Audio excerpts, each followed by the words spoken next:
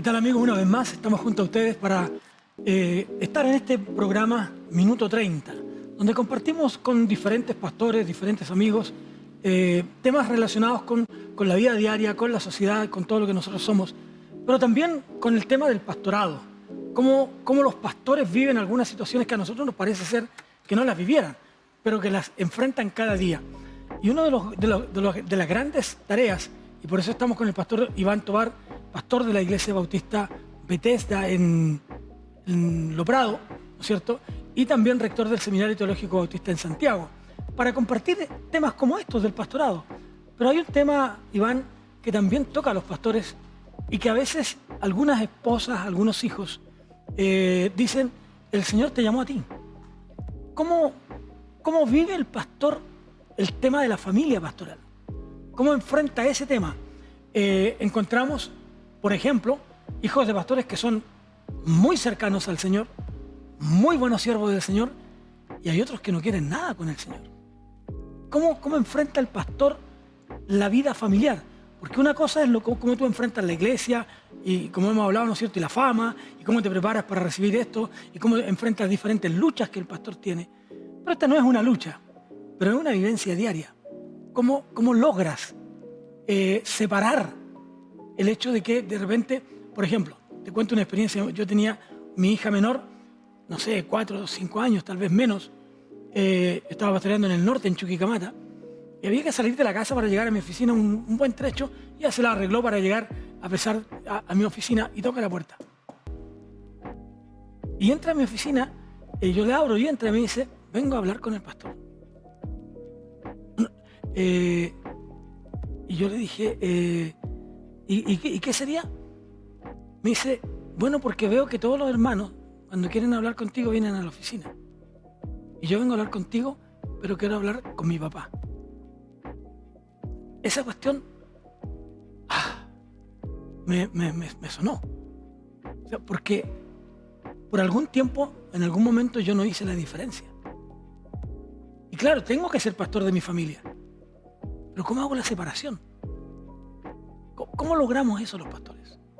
Bueno, yo creo que esa es una experiencia dolorosa y que con toda seguridad te ayudó a repensar la manera como estabas haciendo el ministerio.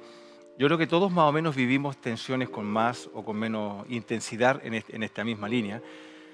Yo creo que, bueno, la palabra del Señor dice de que si tú no puedes gobernar tu propia casa, difícilmente vas a poder gobernar la iglesia del Señor, en el sentido de la tarea pastoral.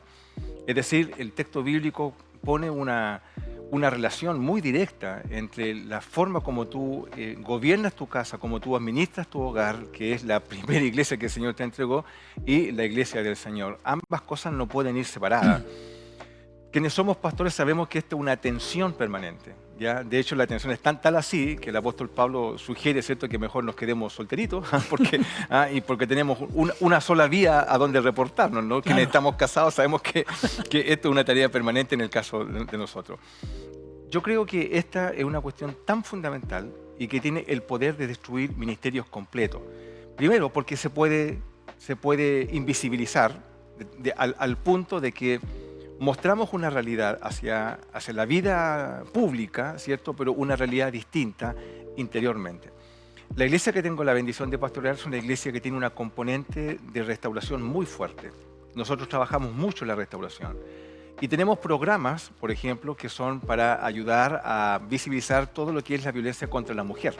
Y tenemos un programa particular para tocar este tema desde el punto de vista de la mujer cristiana, idealmente evangélica y pastora.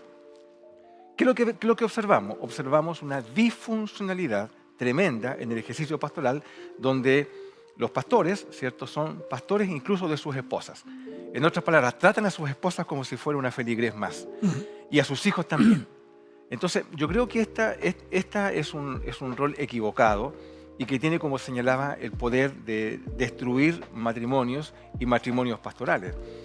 Tengo, lamentablemente, y seguramente también tú conoces, un montón de ejemplos de pastores que se han separado, que sus familias se han destruido, hijos que están fuera del ministerio, porque la dinámica interna es una dinámica que responde a una lógica de iglesia. yo le digo a mi hijo, yo tengo la bendición de que tenemos más pastores en la iglesia. Y esa bendición me permite, por ejemplo, que mi hijo, yo le digo a mi hijo, yo no soy tu pastor, yo soy tu papá. ¿Ya? Tu pastor se llama tanto, que es el otro pastor de la iglesia. Tengo esa bendición. No todos los pastores tienen esa manera de enfrentar el ministerio y por tanto no tienen esa salida para sus hijos. Pero ahí creo yo que es importante entonces repensar cómo lo estamos haciendo, porque este ministerio tiene el poder de destruir familias. Yo creo que hacer esa separación es un tema que tiene que dialogarse con el cónyuge desde el día 1. Porque existen expectativas equivocadas, no solamente en el varón, en el pastor, sino que también en la esposa del pastor. Y también lo que demanda la iglesia de la familia pastoral. La familia en general lo que demanda es una familia perfecta. Los hijos de los pastores, perfectos, todos funcionan bien en lo que se espera de una familia pastoral. Pero la familia de los pastores también tiene sus crisis. Y yo creo que es importante en ese sentido que la iglesia como conjunto no sacralice a sus líderes, a sus pastores como figuras que son emblemáticas en el punto de que son intachables, en el sentido que jamás van a equivocarse porque son pastores. Creo que construir esa realidad nos daña a los pastores y nos hace creer algo que no somos. Somos, como cualquier hermano de la iglesia, tenemos una tarea pastoral, por cierto, a la cual tenemos que responder, pero vivimos las mismas situaciones que cualquier familia.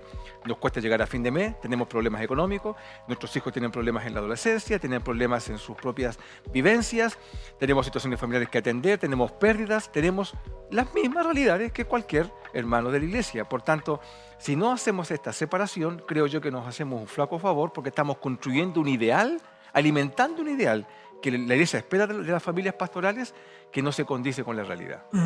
Pero eso implica reconocer quién eres.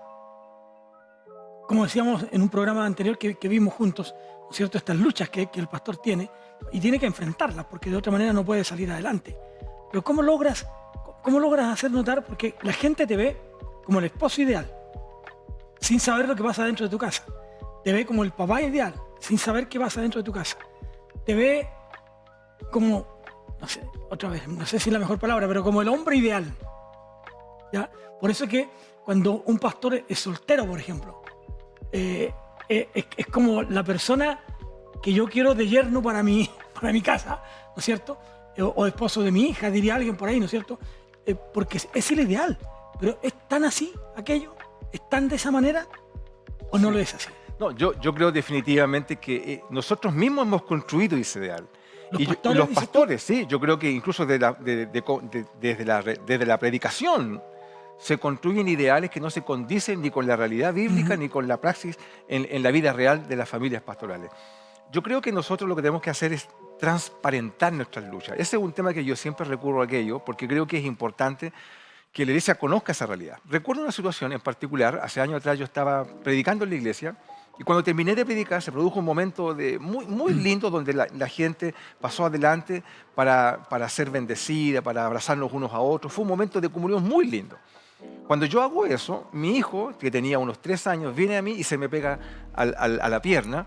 ¿Ya? Entonces yo iba orando por las personas y mi hijo agarrado la pierna y yo caminaba con dificultad. Vino una hermana a sacarme a mi hijo y yo le dije, no, déjemelo ahí nomás, ¿cierto? Porque yo me imagino que mi hijo, con su corta edad, pensaba algo así como, mi papá está para todos ustedes, pero es mi papá, ¿cierto? Entonces déjenlo conmigo.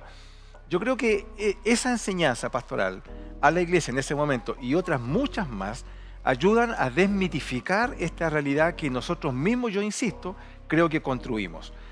No hacemos un flaco favor, como señalaba, porque estamos construyendo una identidad que no se corresponde con la realidad.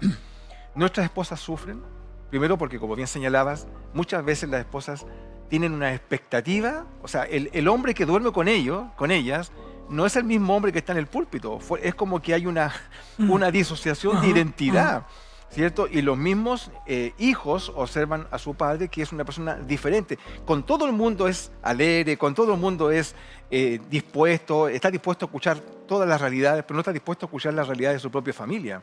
Entonces, yo creo que en estos sentidos nos haría muy bien a nosotros como pastores bajarnos de este pedestal, que insisto, hemos construido, y transmitir lo que es la realidad. Yo creo que no hay ningún problema en que uno muestre lo que es de verdad.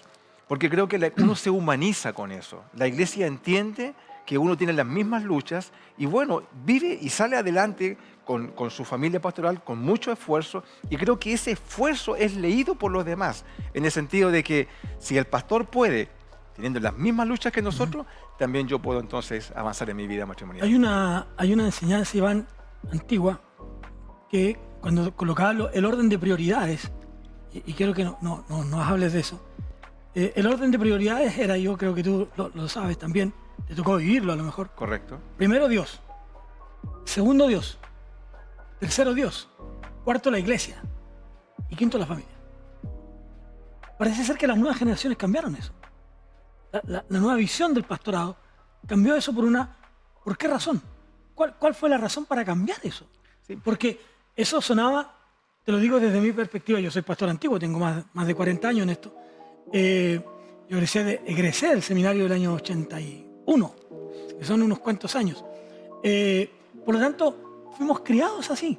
Tu primera responsabilidad y tu primer amor es a Dios. E incluso, de pronto te usan el texto bíblico de el que no está dispuesto a dejar familia y esto y lo otro por el amor al Señor, entonces no es mi discípulo. ¿Hasta qué punto es eso? ¿Por qué? ¿Cuándo cambió? ¿Y por qué cambió este hecho? Yo creo que sobran los ejemplos de pastores connotados, con tremendos ministerios, con una visibilidad impresionante en la televisión en esos momentos, hoy día en las redes, que exhiben fracasos a nivel familiar impresionantes. Y son personas que uno mira desde afuera como familias perfectas, ¿cierto? Donde parece ser que todo el esfuerzo del día a día de la vida está concentrado en el ministerio.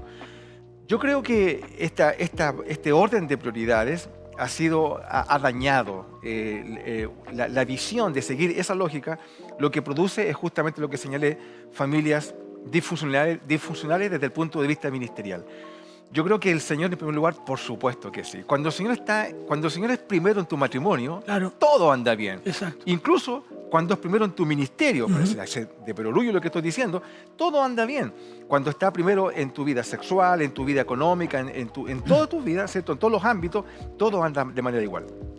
Yo creo que en ese sentido, entonces, yo creo que el orden es el Señor primero en todo. Amarás al Señor con todo tu corazón, tu mente, con tu voluntad, etcétera, ¿cierto? Y creo que luego la familia, que es la iglesia que el Señor me confió. Mi esposa es mi primera hermana, por llamarlo así, en la iglesia. Mis hijos son mis primeras ovejas. ¿Ya? Yo no saco nada con ganarme el ministerio, la vida y el reconocimiento de los hermanos si no tengo el respeto de mis hijos. Conozco demasiados. En su casa. Exactamente, conozco tantos ejemplos de hijos de pastores, ¿cierto?, que están lejos del ministerio por el testimonio de sus padres, por lo que vieron en sus casas. Es decir, no por lo que escucharon de oídas en el pasillo del templo, sino por lo que ellos mismos experimentaron. Y también esposas frustradas, porque el pastor, su marido, tiene oídos para todas, menos para él, ¿cierto?, para ella. Entonces, creo que ese orden tiene que cambiar porque hace muy mal a la vida ministerial y al desarrollo de la iglesia. La familia del pastor siempre se le demanda mucho. Es decir, la esposa tiene que ser la mejor de todas y los hijos también. Esa es una demanda antes tácita, hoy día implícita. Ya ha cambiado un poco, pero es que ¿acaso tus hijos no tienen necesidad como los demás? ¿Tus hijos no hacen rabietas? Sí, todo el tiempo. ¿Cómo es? Sí, bueno, mis hijos el mayor tiene 25 años, ya está saliendo de la universidad, y mi hija está un poquito más atrás, con 23 también saliendo ya de la universidad. Estoy terminando esa etapa de la formación. Mis hijos, que gracias a Dios, ambos hoy día están en el ministerio, pero no lo digo para exhibirlo como un triunfo a mi capacidad como padre, como pastor. Yo creo que es pura gracia del Señor, porque nos hemos equivocado muchas veces con mi esposa, ¿ya? Y nuestros hijos sí vivieron situaciones muy complejas. Cuando ellos vivían estas situaciones complejas, y lo cuento a modo de testimonio, para mí y para mi esposa eran invisibles. No las veíamos. Mis hijos estaban en la iglesia, participaban, porque siempre se sujetaron, nunca se fueron a darse una vuelta por Egipto, como decimos los evangélicos. Siempre estuvieron en la iglesia, pero el hecho de que estén ahí no significaba en absoluto que sus corazones estaban ahí. De hecho, estaban sirviendo en el ministerio, pero sus corazones estaban lejos del Señor, no lejos de la iglesia. Ese te das cuenta. Nosotros unimos al Señor con el ministerio y son dos cosas diferentes. Incluso el ministerio nos puede alejar del Señor. Entonces, cuando vivimos esta experiencia dolorosa, por cierto, tuvimos que hacer ajustes. Y los ajustes no lo hicieron nuestros hijos. No fueron ellos los que tuvieron que hacer el ajuste. Bueno, ahora chicos, ustedes tienen que orar más, ¿cierto? Y le ponemos la Biblia y le predicamos con versículos bíblicos, ¿ya? Y los llevamos a campamento. No, el cambio no lo hicieron ellos. Los cambios lo hicimos nosotros como padres. Hicimos los ajustes y una cosa, y siempre doy gracias al Señor por eso, porque fueron personas muy particulares que nos dieron algunos consejos que hasta el día de hoy guardamos y que repetimos todo lo que podamos, ¿cierto? Que es prestarle atención a los hijos. Es decir, ocupar un tiempo con ellos, ¿ah? Escuchar las cosas que a ellos les preocupan, no las que me preocupan a mí. Si en la mesa del comedor del día domingo vamos a seguir hablando de las cosas de la iglesia, por favor, o sea, tenemos cosas familiares que conversar, reírnos de otras cosas, por supuesto, pero no seguir con el culto en la casa. Yo creo que todas las cosas tienen su tiempo y nosotros los ajustes como familia lo hicimos los padres justamente en salud de nuestros hijos. Y creo que hasta aquí, gracias al Señor, ya que estamos hablando de esta etapa de la vida, tener a los hijos en el ministerio con nosotros, viviendo aún con nosotros, creo que es una bendición. Es sinónimo, tú decías recién que el que los hijos estén en la iglesia no es sinónimo de que estén con el Señor. Así es. Puede que su corazón incluso esté muy lejos de Dios. Son buenos chicos, porque no tienen por qué ser malos ni delincuentes para lo otro, ¿no? Son buenos muchachos. Pero no siempre el que los hijos estén en la iglesia es sinónimo de que aman al Señor. Así es. Y de que no van a tener crisis. También las tienen, sí, de diferentes tipos. Por ejemplo, hace un tiempo le hablé con un pastor no bautista y me decía, mira, yo no puedo hacer tal cosa porque estoy viviendo el peor tiempo en la vida de mi hija y no me había dado cuenta. Así que tengo que parar. Y ahora me doy cuenta que tengo que parar. Es decir, la Biblia nos habla, ¿no es cierto?, de aquel hombre que dice, cuidé la viña, la viña grande, por decirlo de una manera, y descuidé la mía. Entonces, ¿será que tenemos que parar los pastores y darle más tiempo a la familia? ¿Cuánto es lo que nosotros practicamos eso en la vida de nuestras familias? Quisiera tener mucho tiempo para contar, sí, claro, un testimonio como el que quiero compartir brevemente, ¿no? Con mi esposa, una mañana cuando nuestros hijos estaban en la escuela básica, en la escuela primaria, nos llamaron porque la directora quería tener una reunión con nosotros. Con mi esposa fuimos a la reunión, nos presentamos muy temprano en la mañana. Ambos teníamos nuestras responsabilidades laborales, por tanto estábamos atentos a los teléfonos porque necesitábamos rápidamente cumplir con esta responsabilidad con el director, ¿cierto?, para seguir con nuestras tareas del día a día. Cuando la directora nos tiene en su oficina, nos comenta una situación que estaba afectando a nuestras hijas y en ese momento mi esposa y yo se nos desarmó el día completo. O sea, todo lo que era prioridad en ese momento vino a ser secundario.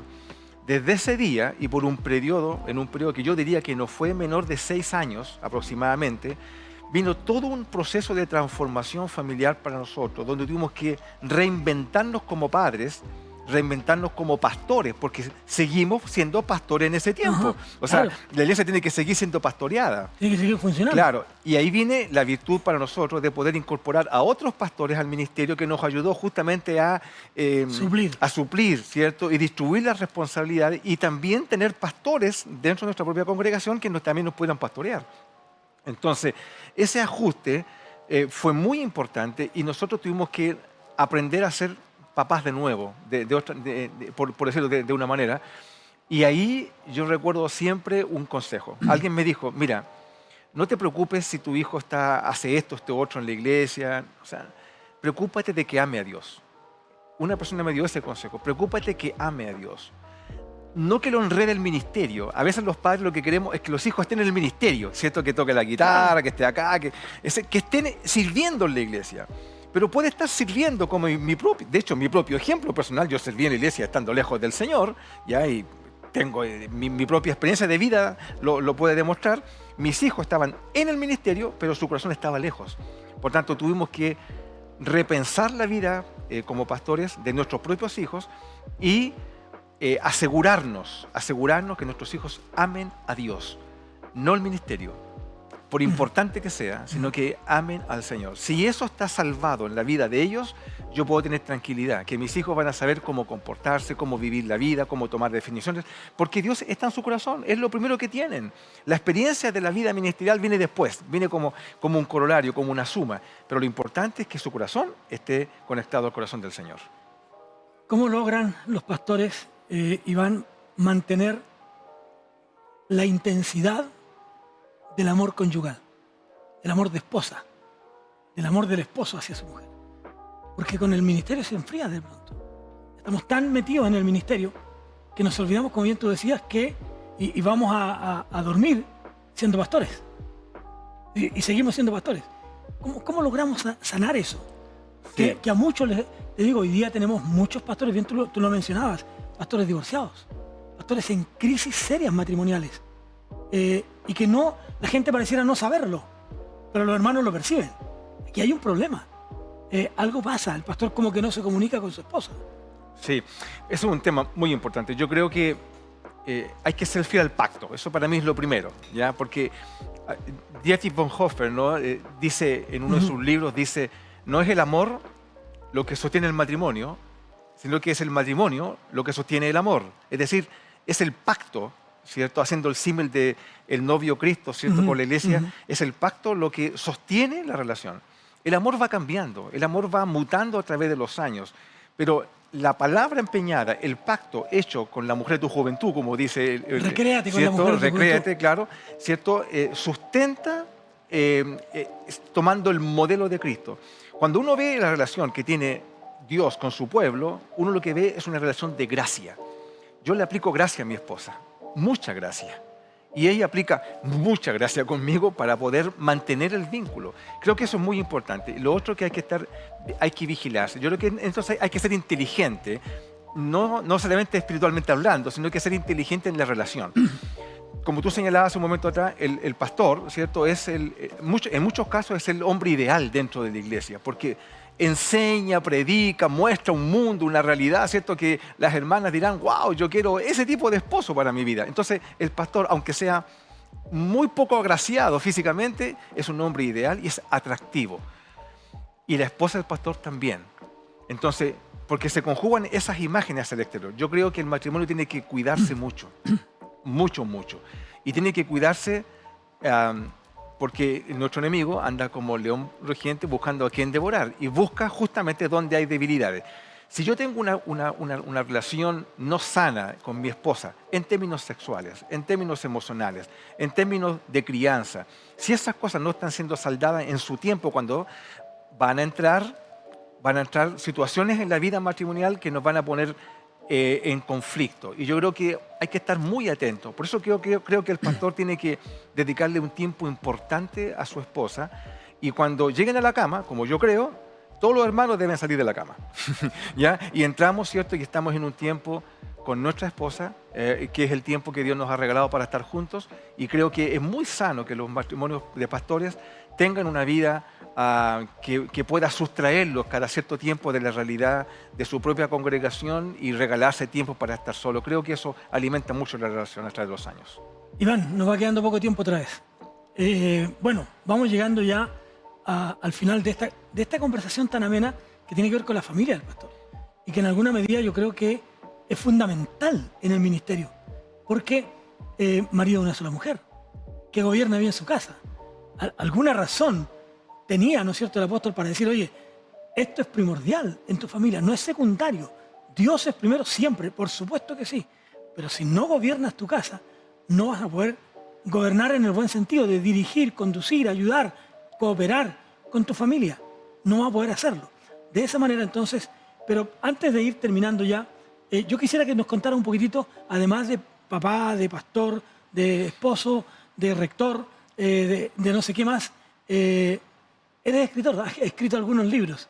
Cuéntanos un poquito, nos quedan solo 3 minutos, pero por lo menos para que puedas contarnos un poco de esos libros y promocionarlos y a lo mejor a los hermanos. Sí, gracias. Sí, mira, este libro se llama Renovación. Este libro lo escribí justamente a propósito de la crisis que yo viví, que ojo, no fue una crisis de infidelidad, una crisis sexual, no. Fue una crisis, ¿cierto?, ministerial, ¿ya? Donde yo me dio un burnout, ¿cierto? Me fundió el ministerio me enfermó, esa es la realidad. Y el proceso de renovación y de transformación que yo viví está registrado en este libro, que me llevó, gracias al Señor, a salir de esa condición. Posteriormente escribí este libro que se llama Una iglesia restauradora. Este libro, es un libro testimonial que da cuenta de cómo nuestra iglesia, que estaba muy fracturada en su historia, muy debilitada con quiebres históricos y con malas prácticas de ministerio, se fue restaurando hasta el día de hoy de transformarse en una iglesia que es una iglesia restauradora. De hecho, Bethesda significa casa de restauración. Nosotros tenemos una fundación que propicia justamente la restauración de las personas como un eje para igualarlo, en este caso, a la imagen de Jesús. Y en tercer lugar, escribí este libro que se llama Cómo desarrollar una pastoral social desde la iglesia local. Y está escrito justamente porque como iglesia tenemos una fundación y yo aquí respondo 21 preguntas, que son las preguntas que todos nos hacemos, todos aquellos que tenemos interés en el aspecto social, cómo vincularlo esto a la iglesia local para no equivocarnos en el proceder. Nosotros como iglesia nos demoramos cerca de 15 años desde que tuvimos la imagen de construir o de tener una organización de este tipo hasta materializarla. Y nos demoramos tanto primero porque teníamos que restaurarnos como iglesia, porque un proyecto social tiene el poder de dividir las iglesias, de quebrar voluntades. Claro. Por eso que era muy importante estar sanos como iglesia, como organización, ¿cierto?, como familia espiritual, para poder emprender proyectos como, por ejemplo, de ser de bendición para otras personas. Iván, para Minuto 30 y para el 15.1 BBB, ha sido una bendición tenerte. Muchas gracias por apartar tu tiempo. Sabemos que tenés múltiples actividades y has dejado cosas por hacer para estar con nosotros en este programa. Así que quiero agradecerte, se nos va el tiempo. Te doy el tiempo para despedirte de los hermanos también. Y muchas gracias por todo lo que nos has compartido, que sin duda va a ser una bendición para todos nosotros. Dios les bendiga, amigos. Muchas gracias. Bendiciones. Un placer. Chao, chao.